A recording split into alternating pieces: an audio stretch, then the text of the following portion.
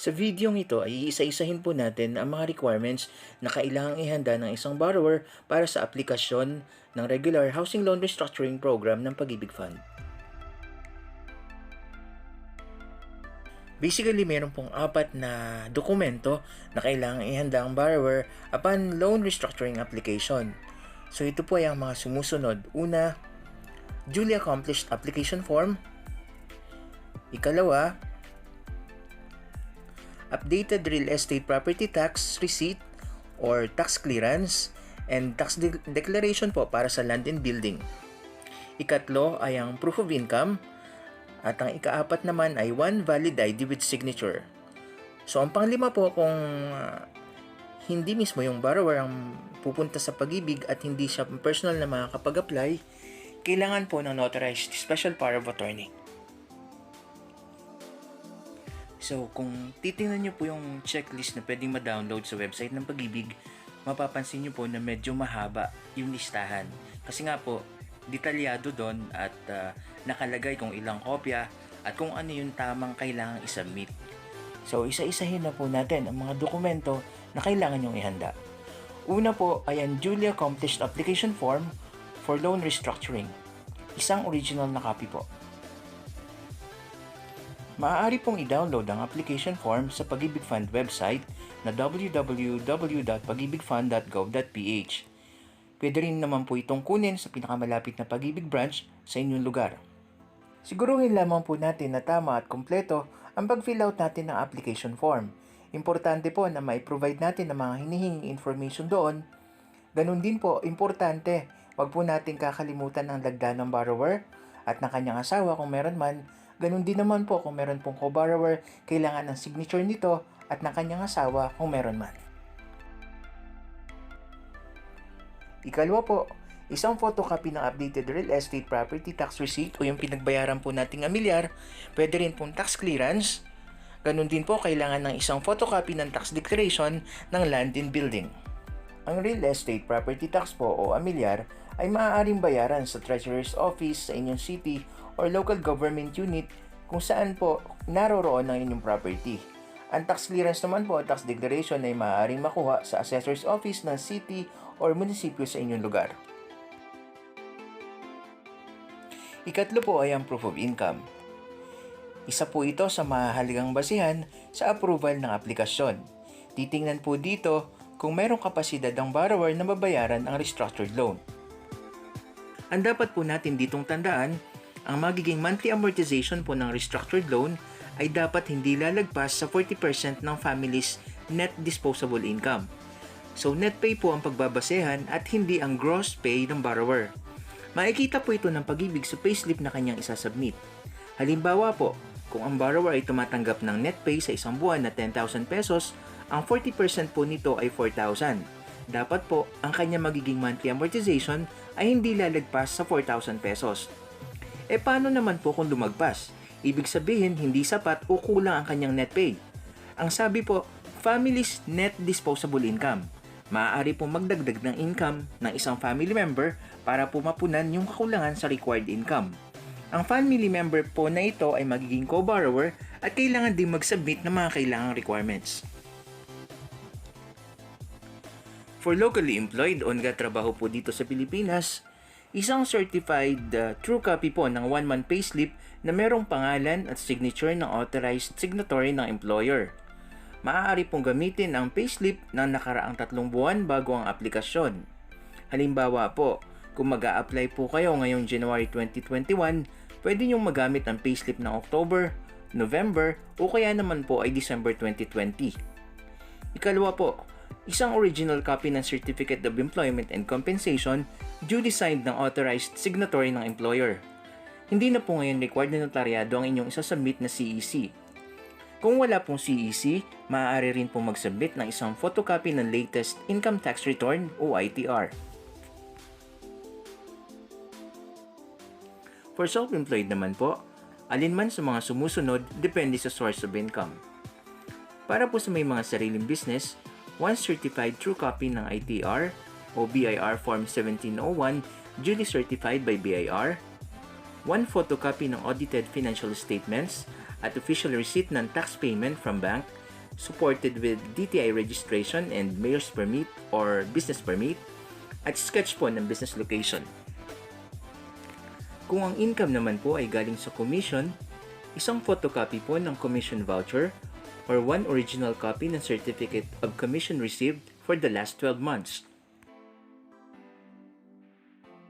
Kung ang income naman po ay from foreign remittances, pensions, at iba pa, isang original copy ng bank statement or isang photocopy ng passbook for the last 12 months. Kung ang income naman po ay galing sa rental payments, isang photocopy ng notarized lease contract and proof of ownership or rights over the property subject of lease. Maaari rin po ang alinman sa mga sumusunod. Isang photocopy ng certified true copy of transport franchise issued by appropriate government agency and valid ORCR. One original copy ng certificate of engagement issued by owner of business or person availing of the services.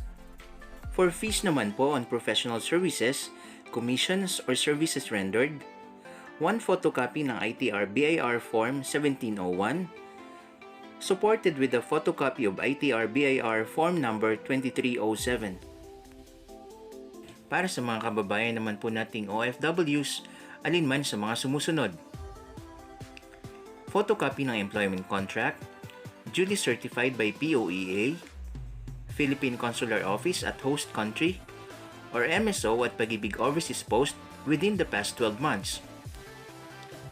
Certificate of Employment and Compensation within the past 12 months, isang original copy po. Ang Certificate of Employment and Compensation po ay dapat nakasulat sa employer or company's official letterhead. At para naman po sa mga household staff, ito po ay dapat ay may pirma ng employer, supported with a photocopy of employer's ID or passport.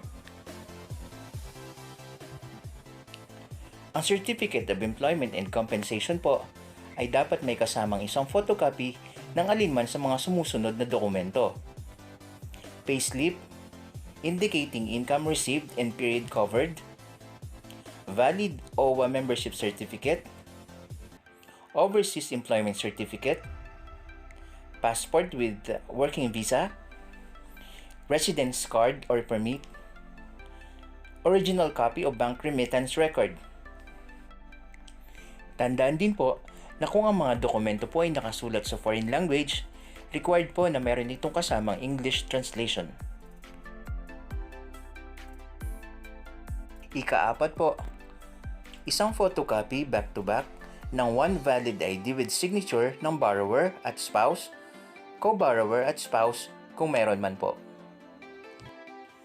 Ang valid ID po na tinatanggap ng Pag-IBIG ay ang mga sumusunod: passport, driver's license, PRC ID, IBP ID, NBI clearance, police clearance, postal ID, voter's ID, GSISE card, SSS card, senior citizen card, OWA ID, OFW ID, Seaman's Book or SIRB, Alien or Immigrant Certificate of Registration, NCWDP Certification, DSWD Certification, Government Office or GOCC ID katulad ng AFP ID at ng Pag-IBIG Loyalty Card. In case naman po na meron discrepancy in personal details ng principal borrower at ng spouse, co-borrower at ng spouse, kailangan po ng isang original copy and one photocopy ng notarized affidavit of two disinterested person. Para naman po sa insurance coverage, kailangan ng isang original copy ng health statement form.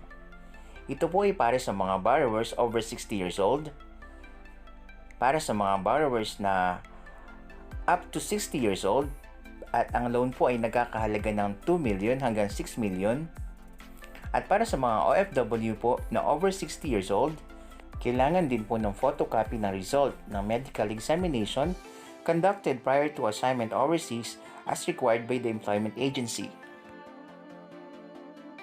Kung ang application naman po ay through representative at ang borrower po ay OFW o hindi makakapunta ng personal para makapag-apply, kailangan po ng isang original copy at isang photocopy ng Notarized Special Power of Attorney o SPA na executed po ng borrower at spouse at co-borrower at spouse kung meron man.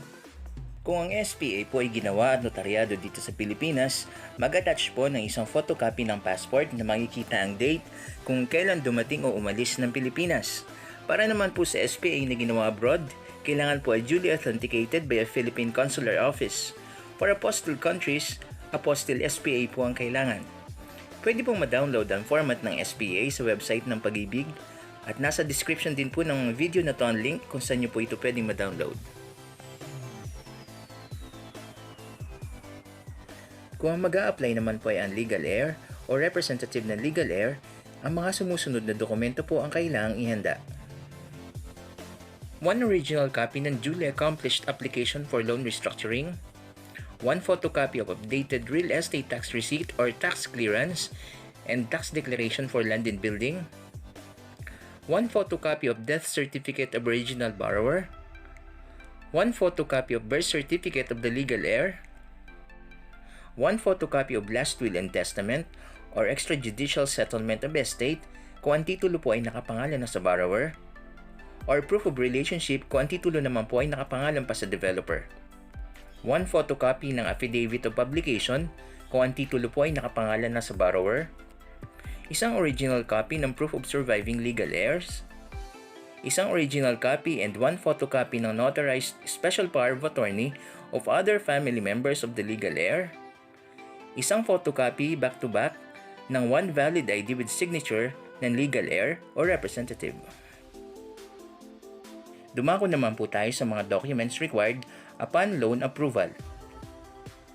Maliban po sa number 7, ang mga sumusunod ay mga dokumentong manggagaling sa Pag-IBIG Fund oras na ma-approved ang inyong aplikasyon para sa loan restructuring program.